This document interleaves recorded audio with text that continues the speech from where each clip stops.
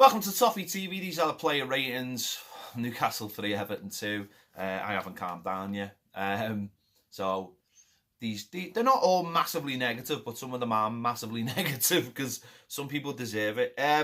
Jordan Pickford, I've given him a 3.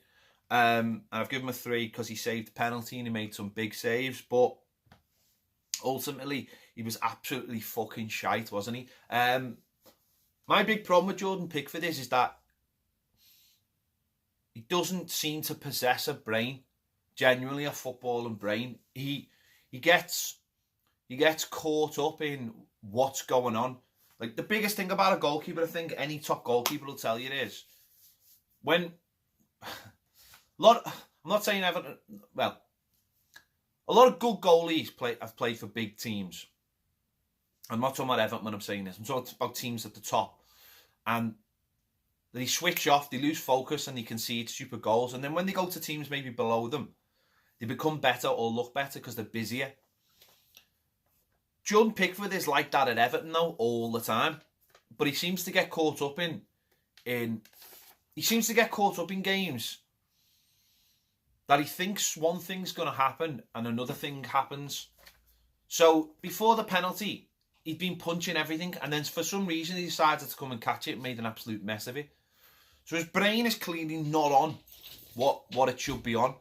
Their second goal, for me, I mean, I'm not a goalkeeper, but watching football for a long time, and even football in the new generation where the balls move, I would have thought something like that, you either try and tip it over the bar, or you get 2 fists on it to try and use the power that's on it to get it as far away from goal as possible. He does this flapping action, which basically just gives Perez, I think it was, a tap-in. And he gets that game, okay, he's playing a team, he's from Sunderland, but there should be a steely focus on winning that game for Everton, and it's not. He's giving grief to their fans, he's whatever. That shouldn't... The fans should never come into it. He should have a steely focus on doing his job, and he doesn't. And that's why he ends up doing stupid things. His kicks are all over the place. He just makes poor decisions because he's not focusing on the game of football. And I've seen this for him for the whole time he's been at Everton. He'll do something amazing and he'll do something stupid. But he does the stupid thing, as I say. It's not because he's not a good goalkeeper. It's because he just doesn't focus. He switches off. And you can't go on like that. You can't. You really can't as a top goalkeeper. Okay, he's only 25, only turning 25 this week. Just had a baby. A lot of change in his life, but sorry, but Everton needs to bring in a good number 2 now to start pushing him. So maybe he'll get that focus. John Joe Kenny, I've given him a 5. Came into the team quite late because of Seamus Coleman's sickness. Difficult game for him. Had that Almiron going against him, full of pace. And he went off when we changed the system. I didn't think he was... I give him a 5, but I'm not saying he was terrible. I just think that he just wasn't in the game. His head wasn't quite in the game all the game. Don't get me wrong, his energy and his passion and all that was there. It's just that there wasn't much real craft. So I've given him a 5. Kurt Zouma, I've given a 5 as well. And I've given Michael Keane a 5 because for a large part of the game and everything was going all right, they were fine. And then the minute the game flipped and it started being a battle, both of them lost the battle. To the point where we had to bring another centre-back on. That made it even worse for us, because then we were all over the place. And they're another 2. Who just... They're fine and everything's fine, but then they just seem to fall to bits when anyone puts any kind of physical pressure on them. So I've given both of them a 5. Luca Dean, I've given a 6. Attacking-wise, I thought him and Bernard were our best outlet. But listen, he's in a defence that's just conceded 3 goals in the last half an hour of a game of football. So I've given him a 6. But, he did play well going forward, but he's a defender as well.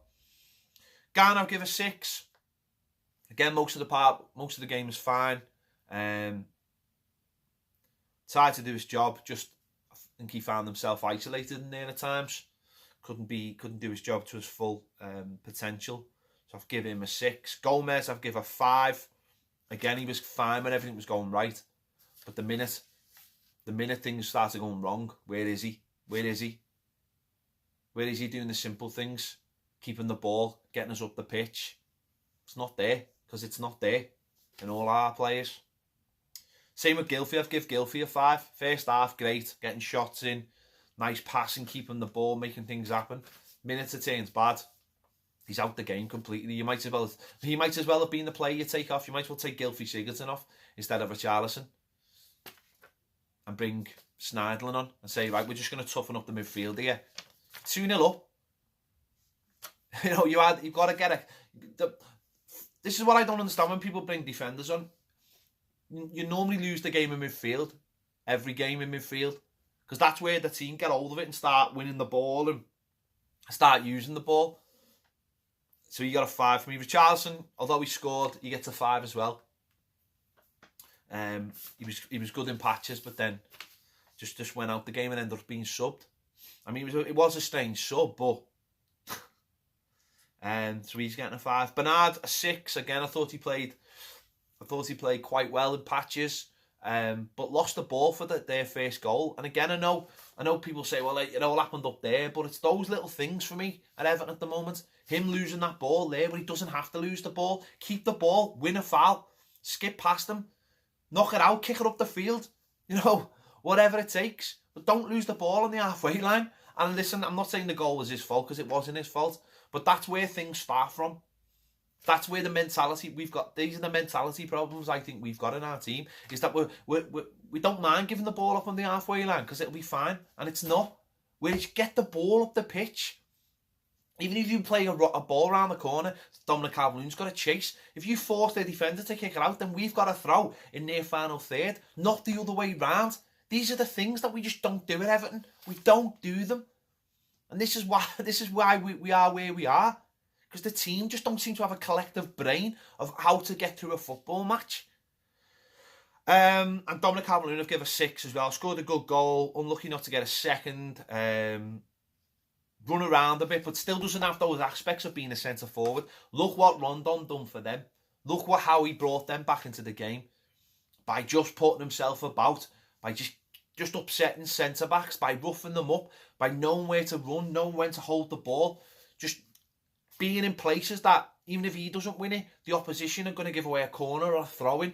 These are the things you've got to do as a centre-forward. These are the things we've got to do as a team, is stop allowing the opposition to have free headers and free runs at goal and allowing them to just kick the ball up the pitch. It's fine, are you kicking it down there? Yeah, but when it gets down there, these are the things that good teams do.